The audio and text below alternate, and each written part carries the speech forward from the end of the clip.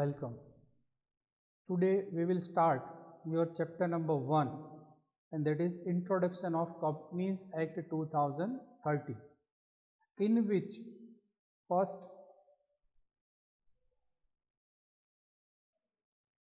question number 1, explain the brief history of company law in India. So brief history means in short. Briefing means we have to explain the history of company law in India in brief. We are not supposed to give the detail of everything કે ભાઈ આ act છે એમાં provision શું હતી ને what is the date of assent ને what is the date of enforcement.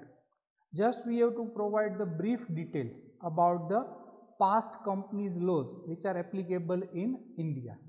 So the first law, the Act of 1850. The Act of 1850, the company legislation in India owes its origin in English company law. First, they have given company legislation in India owes origin to the English company law. So in India, not only the company law, most of the laws are coming from, we have copied or we are following the English laws. Because before the independence, what are the law making persons?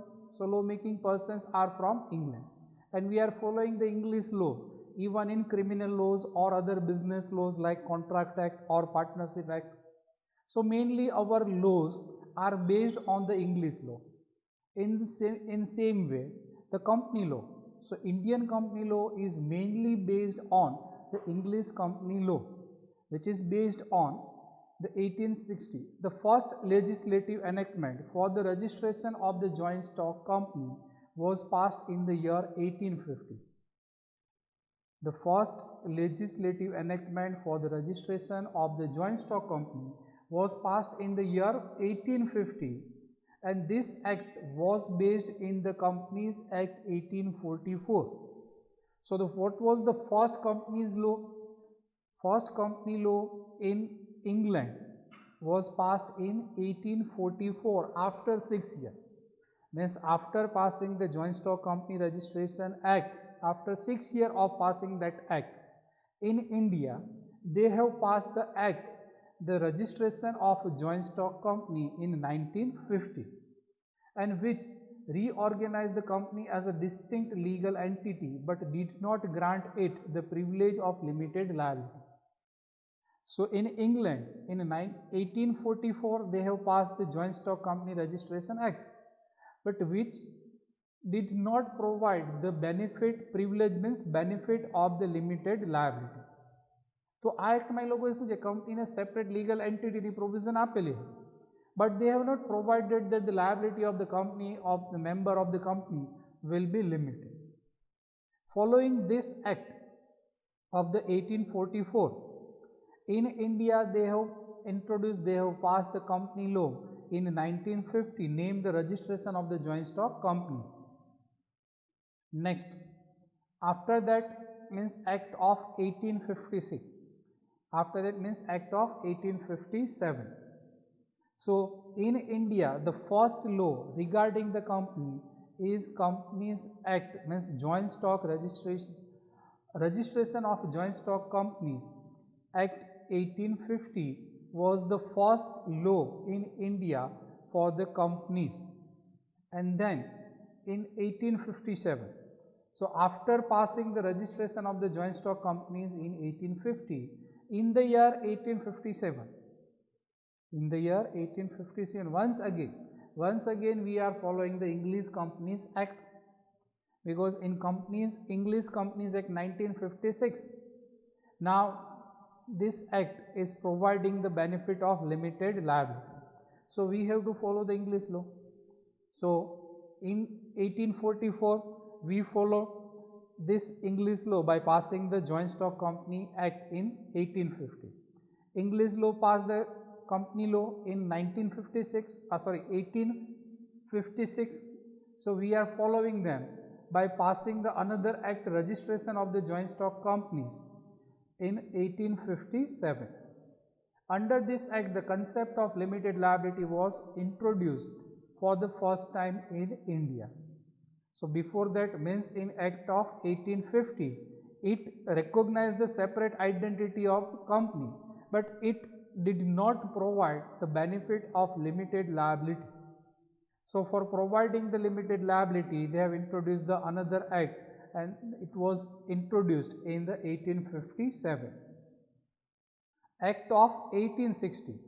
So in India, Joint Stock Company Act 1860 passed on the lines of English Act of the 1856, enabled the banking companies to register. Means in 1856, what was missing? So there is a limited liability for the companies and limited liability for the members of the company. But this act is not providing any benefits for the banking company. Means liability of the banking company was not limited.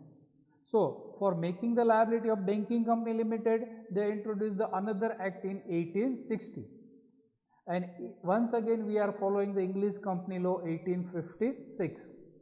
And in India we have passed another act, that is Act of 1860.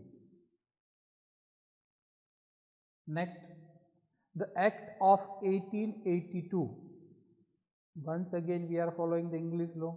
The Company Act 1866 in India was recast in 1882.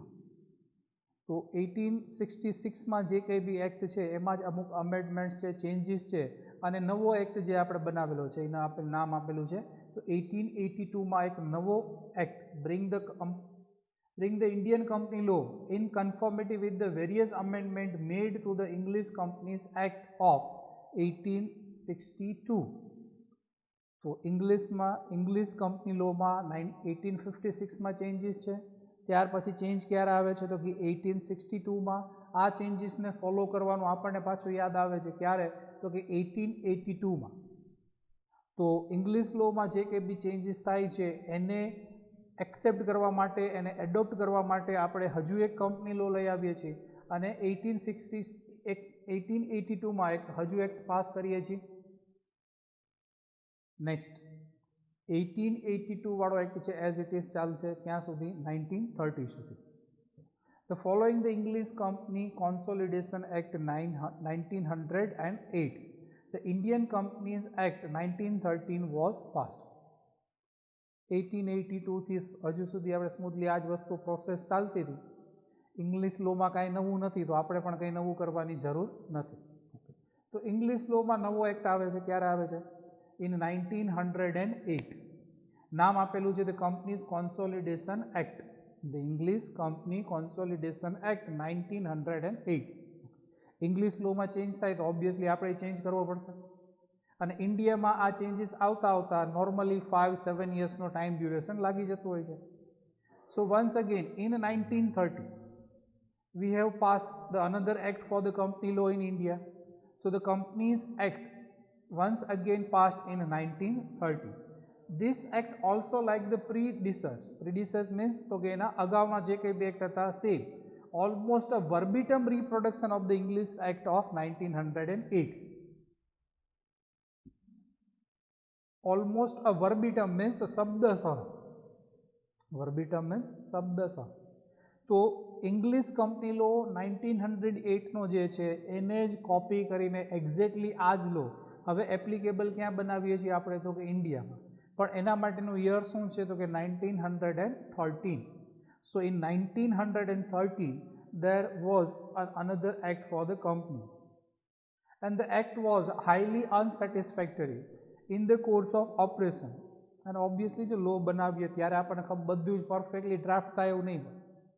લો બનશે એમાં કોઈ loop holes હોય, કોઈ points છે જે missing હોય, તો આ લૂપ હોલ્સ છે એને બ્લોક કરવા માટે થઈને એમાં પાછા આપણે કંઈક અમેન્ડમેન્ટ્સ કંઈક ચેન્જીસ લઈ આવવા પડશે.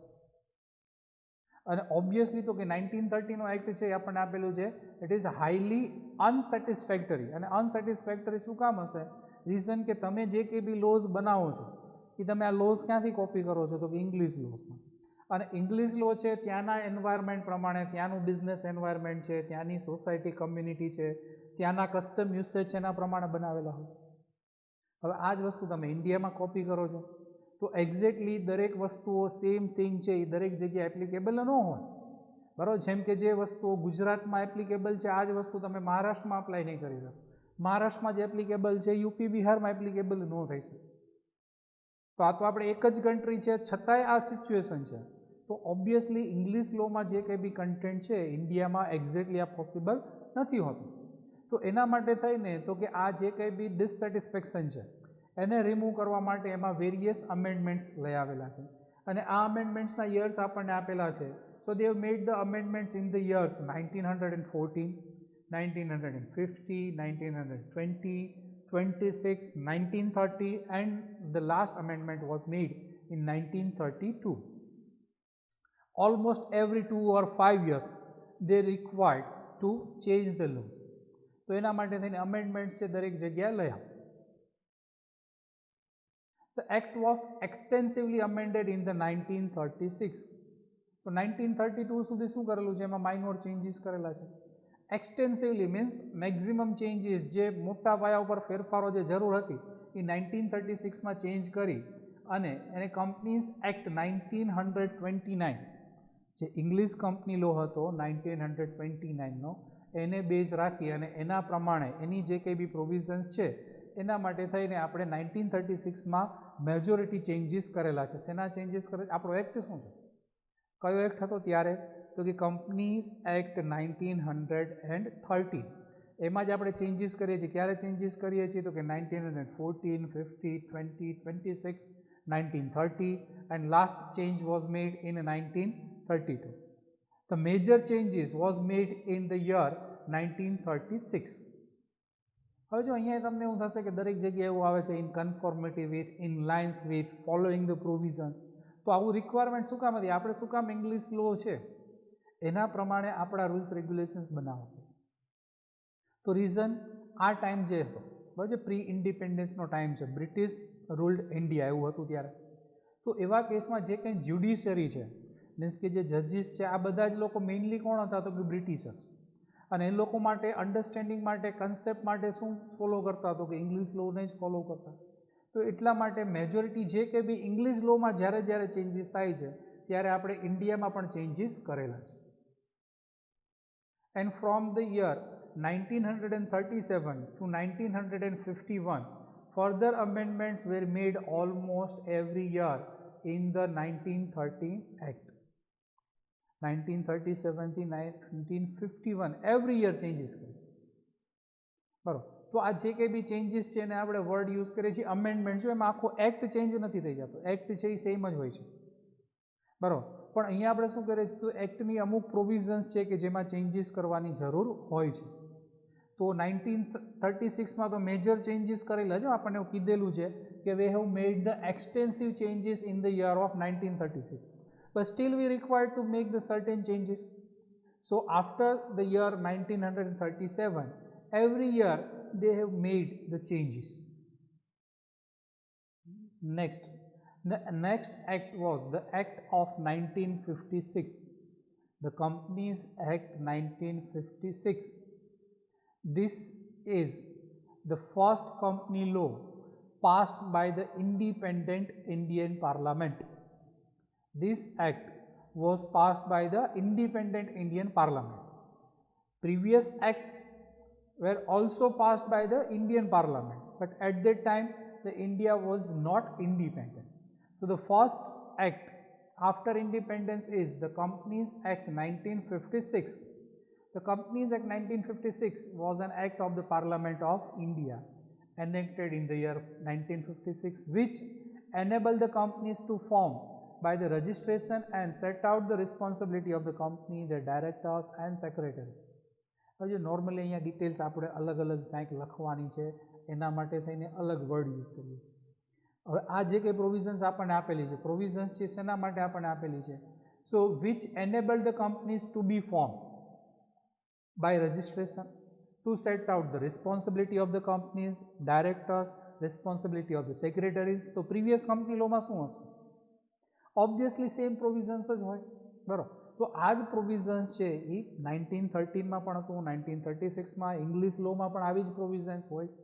ઓકે, પણ ઇન્ડિયામાં આપણે જે એક્ટ પાસ કરેલો છે તો મેઇન પ્રોવિઝન્સનો જે કન્ટેન્ટ અહીંયા આપણને આપેલું છે તો એ શું આપેલું છે? આપણને set out the formation of the company, duties of the directors, duties of the secretaries, liabilities of the secretaries and directors. The act was administered by the government of India, obviously, because before that all the previous laws was administered by the British government. At that time there is no Indian government, there is no central government. So the Companies Act 1956 was the first act passed by the Indian Parliament for the companies, and this act was administered by the government of the India through the Ministry of Corporate Affairs that we have discussed in the introduction. So Ministry of Corporate Affairs is the highest position for the administration of the matters relating to the companies. Company ने लगती जे कई भी matter है means company लो draft करवो एने पास करवो छे एमां changes companies rules everything is done by the ministry of corporate affairs and the office of the registrar of the companies ROC आवुं पण नाम तमे सांभळेलुं हशे ROC means registrar of companies तो तमारे जे कंपनी रजिस्टर्ड करावी इनकॉर्पोरेट करावी होय तो जे आरओसी नुं ज्यूरिसडिक्शन होय आ आरओसी मां तमारी कंपनी छे अने तमारे रजिस्ट्रेशन कराववानुं छे. So Companies Act 1956 provide for the jurisdiction of the ROC, powers of the ROC, what are the duties of the ROC. So all these things provided in Companies Act 1956. Then they have provided the regional director. Regional director means region means कोई पण प्रदेश. तो India है तो India ना आपने अमुक zone divided है बराबर जेम कि આપણે કહીએ છીએ west zone, East zone, northern India, south India બરાબર.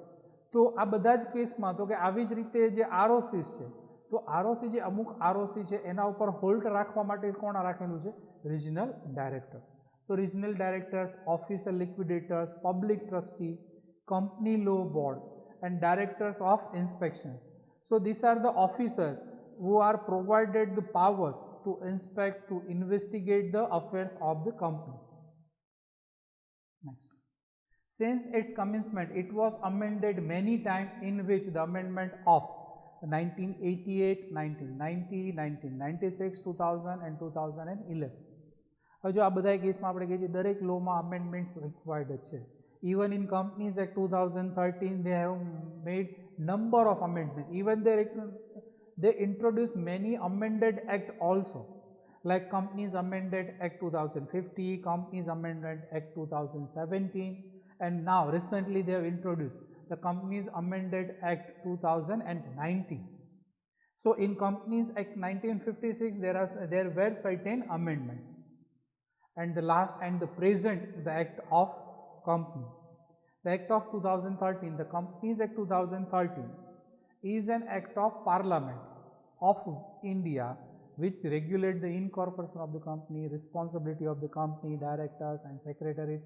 All these things also provided in the Companies Act 1956. Same provisions is also provided in the Companies Act 2013.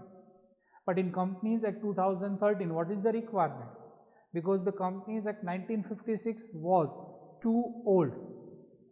It is not compatible with the present requirement of the business scenario in India. So we require to make major changes. So instead of changes, so much of changes, we repealed, we cancelled the Act of 1956, and the Indian government, Indian Parliament has passed the latest and new act, that is called Companies Act 2013. Different days may be appointed for the enforcement of the different provision of the Companies Act. So in Companies Act 2013, they have given the date of commencement. Act ક્યારથી applicable બનશે તો એના માટે અલગ અલગ dates હોઈ શકશે, એમાં એવી પ્રોવિઝન આપણને આપેલી છે. તો section 1 came into force on 30th of August 2013.